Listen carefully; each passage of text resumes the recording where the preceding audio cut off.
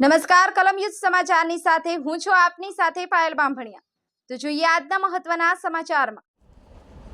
બોડેલી તાલુકાના કકરોલિયા ગામ પાસે બે બાઇક સામસામે અથડાતા અકસ્માત સર્જાયો। બે યુવાનોના મોત થયા। મળતી માહિતી અનુસાર આજે 2 વાગ્યાના અરસામાં બે બાઇક વચ્ચે અકસ્માત થયો હતો, જેમાં બાઇક પર સવાર બંને બાઇક ચાલકોના મોત થયા છે। જેમાં અલ્હાદપુરાના વતની બાઇક પર સવાર થઈ કામે જઈ રહ્યા હતા, ત્યારે કકરોલિયા પાસે આવેલ રોનક પ્લાઝા પાસે અકસ્માત થયો હતો, જેમાં બંને બાઇક ચાલકોને ગંભીર રીતે જમીન પર પટકાયા હતા।